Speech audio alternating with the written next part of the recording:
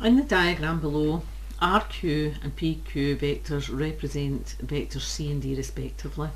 Express PR in terms of C and D. So we're looking for a journey that goes from P and it goes to R.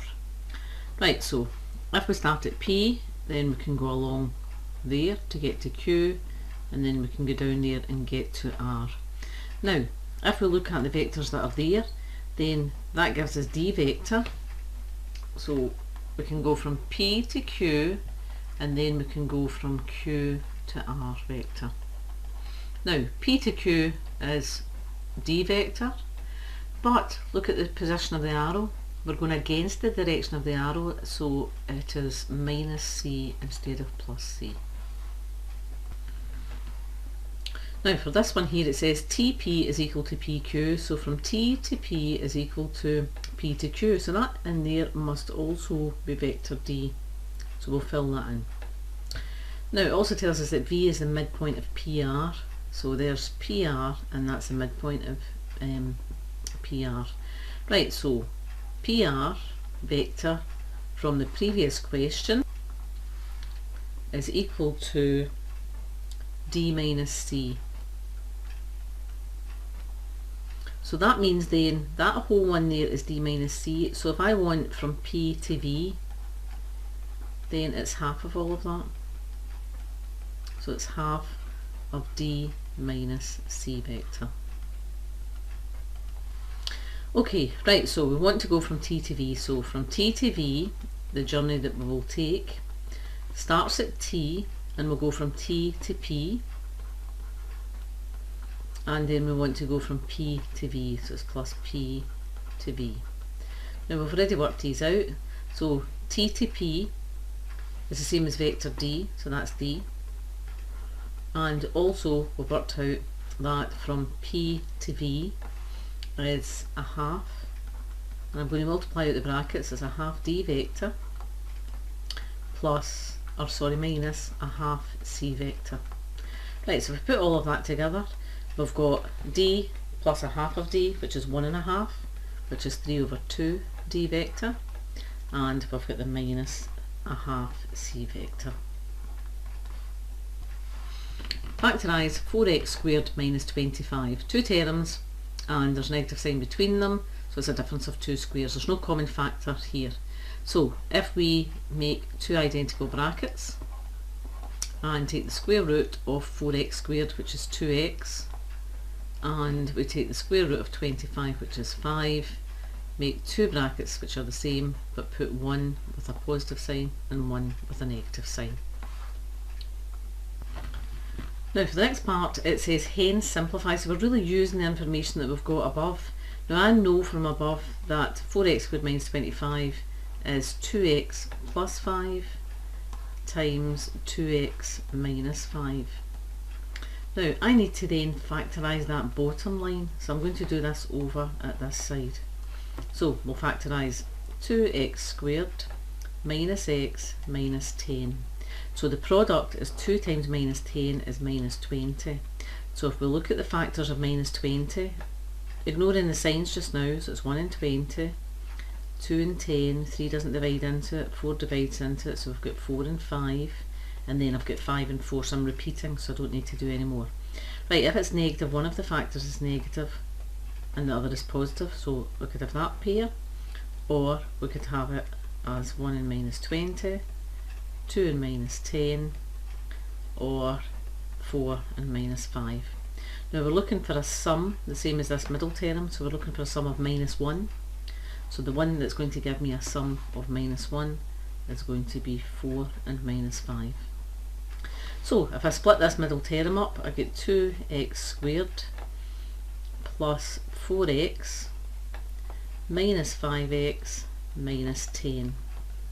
I want to split that right down the middle, take out my common factor, which is 2x's, and 2x times x gives us 2x squared, 2x times 2 gives me 4x, and the common factor here has got to be minus 5, and that leaves me with the x plus 2.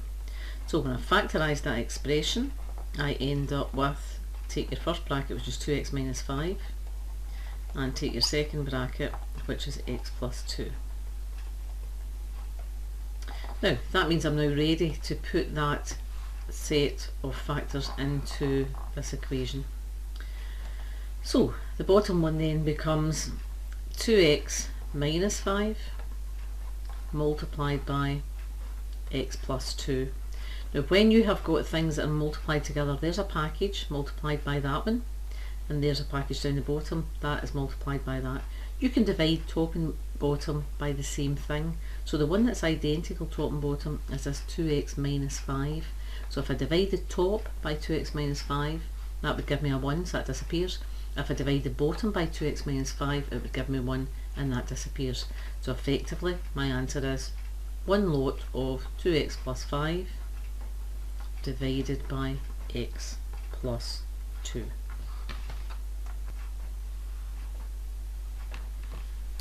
In the diagram below, D, E and F represent the positions of Dunbridge, Earlsford and Fairtown, so 3 places. It says Dunbridge is 15 kilometres west of Earlsford. Now there is an important piece of information there. Right, so it's west. And it says Dunbridge is in a bearing of Fairtown from 126 degrees. From Earlsford the bearing is of Fairtown is 230. Calculate the distance between Dunbridge and Fairtown. Right, so first thing we've got to do is, if we know that that there is going west, it means that that angle in there is 90 degrees. Now if that angle is 90 degrees, that angle is also 90 degrees. Now in total, that full angle round there is 126. So if I take the 90 away, that leaves the angle in the triangle as 36 degrees. Now going right round to there, if that's 90 away from 360 is 270. From there to there is 230 degrees, so it must leave 40 degrees for that angle here. Now, whenever you've got a triangle and you've got 2 angles, always calculate the third angle. So we've got 36 plus 40 is 76, so take 76 away from 180, gives me 104 degrees. Now, when you are doing a bearings question, always then draw the triangle and get rid of all the north lines and all the other information that you don't need. Simplify it down to a single triangle with the angles and any lengths of sides we know. So we know that that side there is 15 kilometres. Now we want to work out the distance between Dunbridge and Fairtown. So I want to work out that distance now. That is E, that's small e. Now label our sides, that's small d, that there is small f, and if we now stop and we think about what we've got one side given to us, we want to find a second side, and we've basically got all the angles. Now not all 3 sides are involved in this question. I don't know anything about this one and I don't want to know anything about it, so all 3 sides are not involved. There is only 2 sides there, so we are using the sine rule. So if we write down the sine rule, we've got d over sine d is equal to e over sine e is equal to f over sine f. Now if we tick everything we know all 3 angles, so I can tick all of them, and also know small f, so I can tick that one, and I want to work out e, so that's what I want to find. So that means I can discard d. Don't know anything about it, don't want to know anything about it. Right, so if we now stick in some values, so here I've got e divided by sine e, so that's going to be sine 40, and that is equal to f, which is 15, and divided by sine, and sine f is 104. Now we'll cross multiply. So when we cross multiply, we get e times sine 104 is equal to 15 times sine 40. Now I want e left on its own, so really what I'm doing is I'm undoing a step that I've already done. Right, so I want to take that sine 104 down to the bottom, and that's actually where it came from. Right, it was down there to start with, so we're really undoing that step that we did earlier. So it's sine 104. Right, so once I do that, calculator, I'll work out 15 times sine 40, and 15 times sine 40 is 9.642, and that's divided by sine 104, which is 0.9703. When I divide them out, I get an answer of 9.937. The units are kilometres. Now I'll look back at the question, read the question. Do we have to round to a number of decimal places? Nope, doesn't say anything, but I'll round to one decimal place since it's in kilometres, so it's 9.9 kilometres. A straight line has equation 3x minus 5y minus 10 is equal to 0. Find the gradient of the line. Now if you get the equation into the form y is equal to mx plus c, then you can simply read the gradient off from the number in front of x. Now that is only if you have one single y there, and on the other side of the equal sign you've got your x's and you've got the value for c. Now when we look at this equation, we've got 3x minus 5y minus 10 is equal to 0. Now I want y on its own, so the first thing I'm going to do is I'm going to get rid of 3x. So I'm going to take 3x away from both sides. I don't really want that 10 to be there either, so take away 10. To undo that, we're going to add on 10 to both sides. Now that gives me minus 5y is equal to, if I take the 3x off this side, I've got minus 3x, and I want to add 10 on, so I'll add the 10 on. Now that's minus 5y, I don't want minus 5y, I only want 1y. So the opposite of minus 5 times y is to divide by minus 5. So I've got minus 3 divided by minus 5 for that term, and I've got 10 divided by minus 5. Now we need to tidy that up. That means that y is equal to negative 3 divided by negative 5, effectively the negative signs cancel, which is 3 over 5x, and 10 divided by minus 5 is minus 2. So now we can read off the gradient. So gradient is equal to 3 over 5. If I want to express it as a decimal, 3/5 is the same as 6/10, and 6/10 is 0.6. I now want to express 1 over the cubed root of x in the form x to the power of n. Right, so roots are underneath the ground, so they're numbers that are underneath the fraction. So that becomes 1 over x to the power of 1/3. That's your root, the third root is underneath, and that's really to the power of 1, but we don't need it. Now I want it in x to the power of n, so it means that I've got to bring that up to the numerator, and I can do that if I change the power to a negative.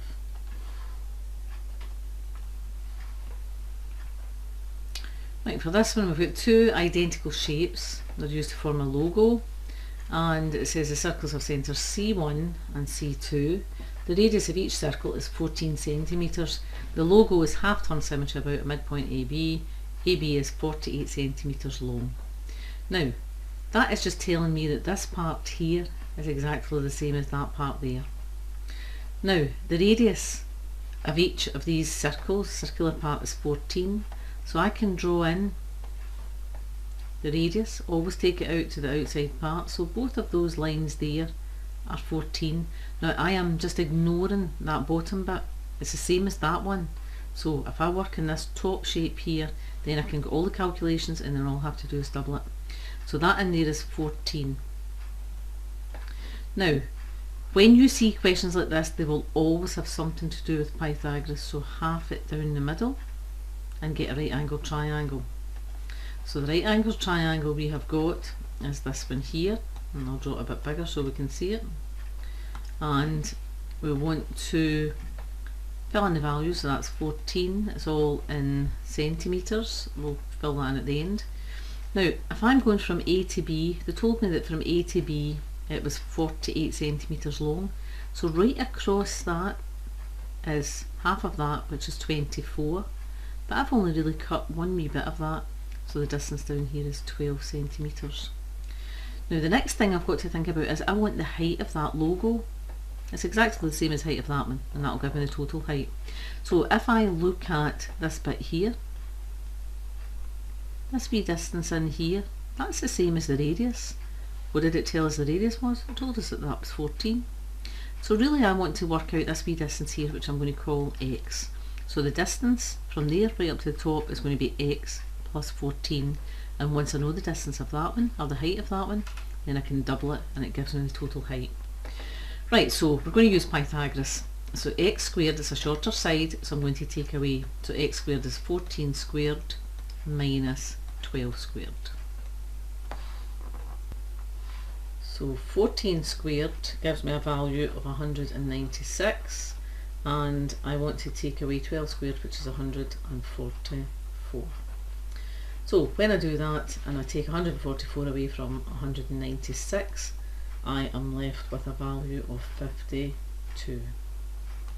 Now that's x squared. I don't want x squared, I want the square root to find x. So the square root of 52, square root of 52 is 7.21.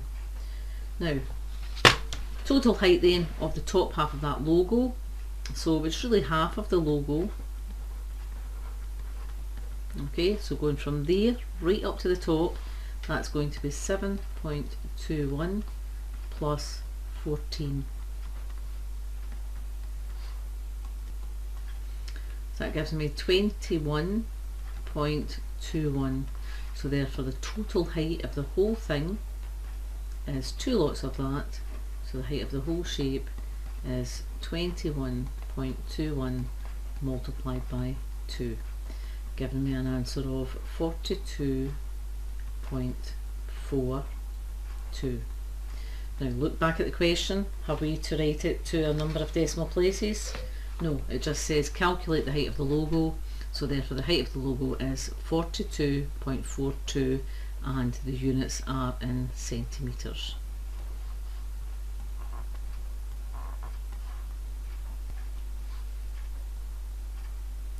The diagram shows part of a circle centre O.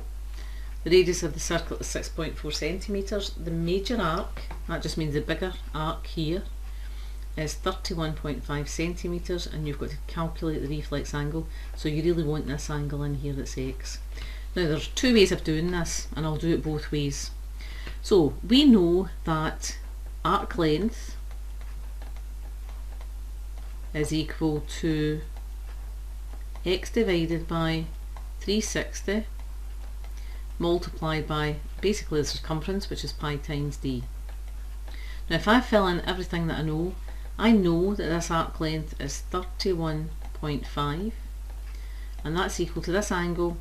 I don't know what it is, it's x, we'll call it x, divided by 360 multiplied by pi, which is 3.14, and multiplied by the diameter of the circle. Now it's telling me the radius of the circle is 6.4, so the diameter of the circle is 2 times that, which is 12.8. Now tidy up what you can, so 31.5 will be equal to, and I'm going to multiply 3.14 and 12.8. So that gives me x multiplied by 40.192, and we've still got this divided by 360.